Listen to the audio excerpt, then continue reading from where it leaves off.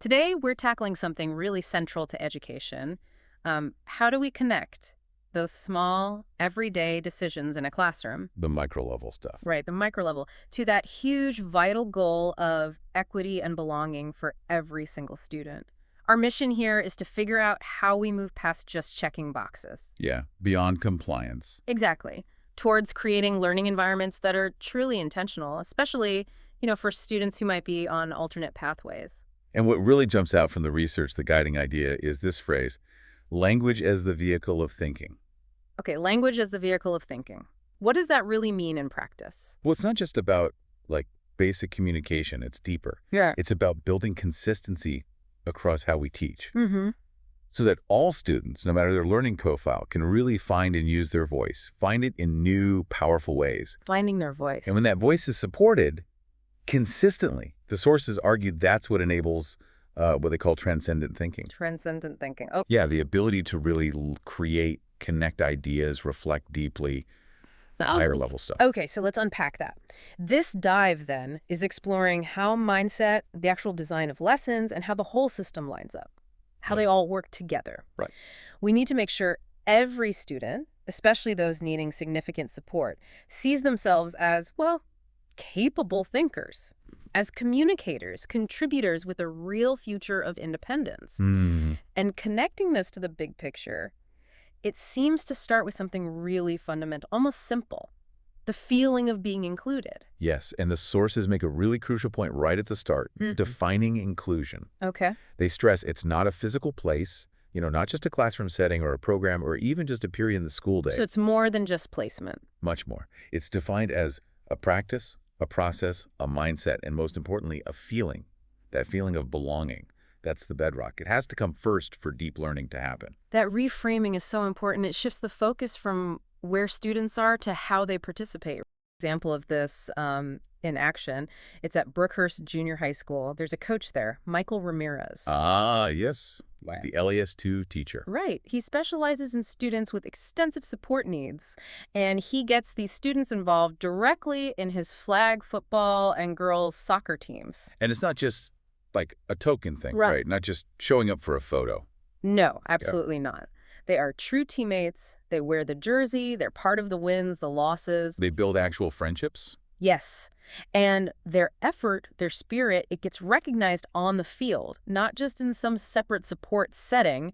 The impact, you can imagine, is huge for their identity. They're seen for their contributions to the team. That's powerful. It really shifts the lens. But, that Coach Ramirez story, fantastic as it is, it's one teacher, one team. It feels like it's born from passion, which is great. But how do we scale that? That's the million-dollar question. You move that kind of individual passion into a district-wide system. Sustainability. Well, the research suggests we do it systemically by focusing on the dimensions of belonging, feeling valued, feeling connected, and feeling like you can actually contribute to the community. Okay, dimensions of belonging. Coach Ramirez is doing that organically. But for the whole school, we need intentional design.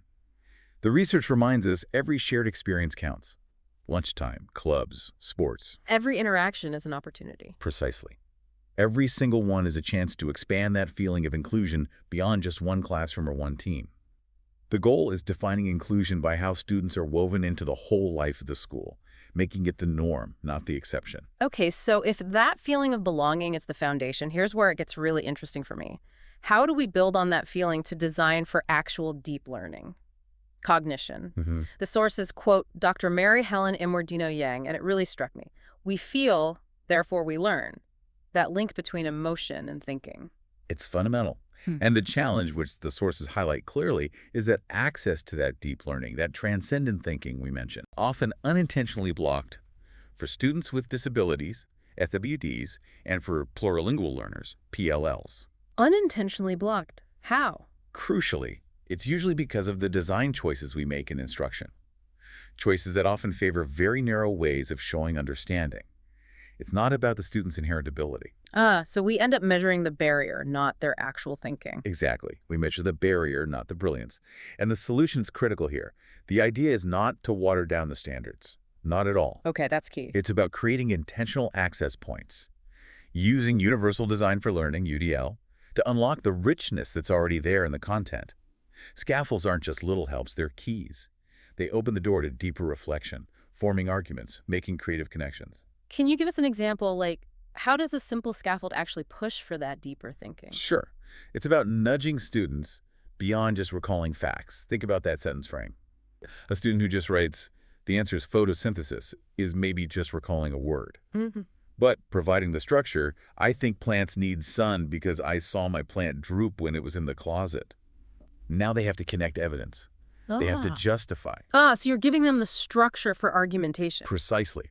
Argumentation is the engine of deep thinking. It builds that intellectual ownership. The scaffold isn't the answer. It's the pathway to constructing the argument. That's the UDL shift. Got it. It's about enabling the thinking process. Exactly. And we see specific examples of scaffolds doing this. For expression, using things like those sentence frames, or maybe allowing connections to a student's home language. That means we hear their real thinking. Okay. For accessing the core concept, we use visuals, models, break things into smaller steps, offer multimodal ways in. Different ways to grasp it. Right. And crucially, we connect it to their identity, using culturally relevant examples, letting them respond in ways that play to their strengths. Drawing, speaking, recording, maybe talking it through with a partner first. And all that intentional design, that's what builds those skills. We always aim for the 5 C's. Yeah. Critical thinking, collaboration, creativity, communication, character. Yes. And it amplifies their voice, their agency. This is where you build skills that go way beyond the test, right? The difference between just being present and truly connecting, creating, thinking deeply. So we've looked at the classroom level, that daily scaffold. Now let's zoom out. What are the real long-term stakes here? What does all this mean for students' futures? We need to connect K-12 to independence. And the context here is, frankly, pretty sobering. It really demands our attention.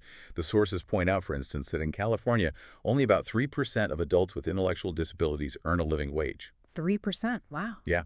And state data also shows just 3.1% of working-age clients served by California's regional centers are in what's called competitive integrated employment. So the vast majority? The vast majority face poverty, isolation. Because historically, our systems just haven't built those equitable pathways to independence effectively enough. Those numbers are really stark. But then we hear about programs like Redwood Seed Scholars at UC Davis. Right, the inclusive post-secondary education programs. Yeah, with incredible results, 88% employed, 88% living independently after finishing. So if that's possible, why the massive disconnect? What are the sources saying is the biggest hurdle between K-12 and that kind of success? It really seems to be the alignment, or the lack of it. Alignment between the expectations and the instruction happening in K-12 and the actual demands of post-secondary life and work. The successes, like Redwood Seed, prove the students are capable. That data is powerful evidence of what inclusive post-secondary education can achieve. So the potential is there. Absolutely. And California is now trying to build that bridge more intentionally through policy. You have Senate Bill 153, Assembly Bill 447. They're designed to expand these kinds of post-secondary options across the state. Supporting existing programs, too, like... Yeah, programs like Think Beach at Cal State Long Beach, UCLA Pathway, and the College to Career Network C2C, which focuses specifically on independent living and employment skills within local colleges. Okay, so the pathway options are growing, but they need that solid bridge from K-12. Exactly. And that's where the K-12 alignment is so critical. Every single scaffolded choice we make in the classroom, every expectation we set for independence, every chance for self-advocacy. It all adds up. It directly contributes to building that bridge. It prepares them for inclusive college and employment. As one source puts it, equity in higher education begins with equity in K-12 instruction. Our daily classroom actions are building towards that bigger vision. Okay, so making these changes stick for every student, every year, in every classroom, that requires shifting focus to the systems level, right? Things that make it sustainable, lighten the load, maybe? Yes, absolutely. The sources talk about a coordinated collaborative program model, basically systems, not silos. Right. And the sources definitely call for these collaborative structures, things like shared caseloads, co-planning time built in, teams working across disciplines. Sounds great on paper. What? But anyone who's tried to actually schedule, say, 4 special ed teachers who are all meant to use the same curriculum for different subjects, well, the admin and logistical load for collaboration can sometimes feel heavier than just doing it all yourself. It really can feel that way. So what specific system benefits do the sources highlight that genuinely lighten the load rather than just adding meetings? The key benefit seems to be coherence and sustainability through specialization. Specialization, how does that work? Well, imagine 4 teachers on a team supporting students in the alternate pathway to a diploma. Instead of each prepping for all subjects, one focuses on science, one on ELA, and so on. Ah, okay. Deeper expertise, less breadth for each teacher. Exactly. It reduces their individual prep load significantly. They share resources, planning becomes more focused, and they ensure those high-quality supports are consistent for the students they share. The sources explicitly call this kind of collaboration an equity strategy because it builds that consistency and makes the work sustainable for teachers. That makes sense for teacher workload and consistency for students. And that consistency also seems vital for the most critical collaboration, the partnership with parents. Which brings us to progress monitoring. Yes, and the legal requirements around it.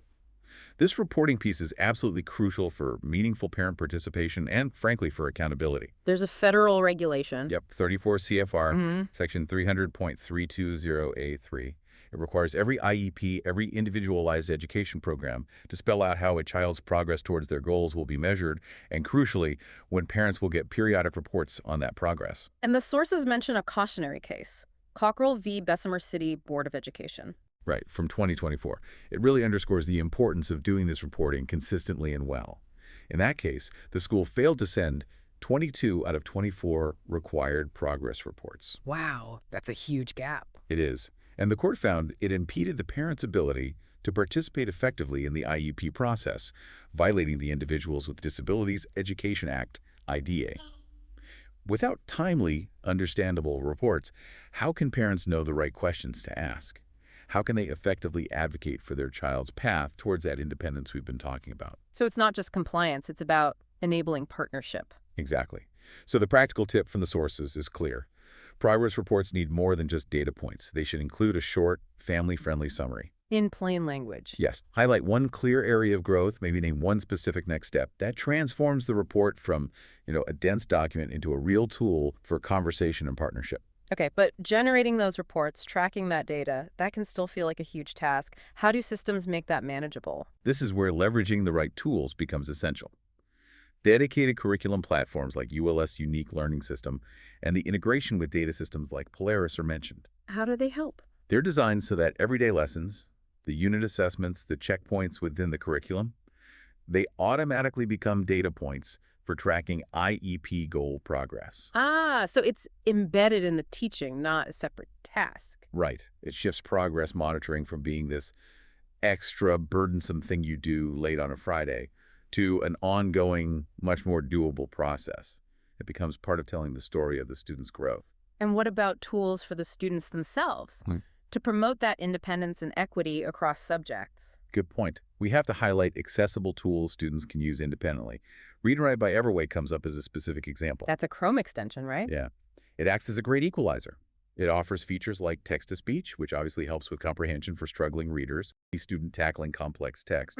Speech-to-text, which is huge for brainstorming, getting ideas down without the barrier of writing or typing. And simplify and translate features, directly supporting multilingual learners in accessing grade-level content. So consistently modeling and providing access to tools like that across all classes Ensures students have that continuity. They build confidence using the tools they need wherever they need them to show what they know.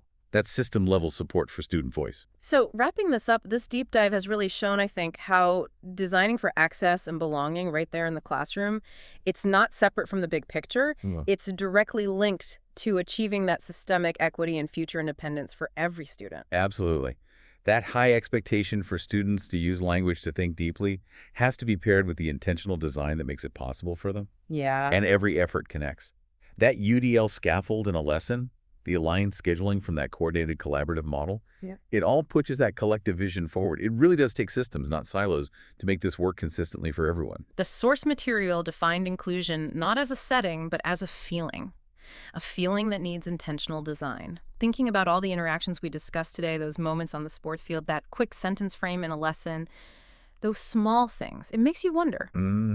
So here's a thought for you, our listeners, to take away and explore. What is the single most powerful shift you can make today, maybe even in one interaction, to turn a setting into a sustained feeling of belonging for one student?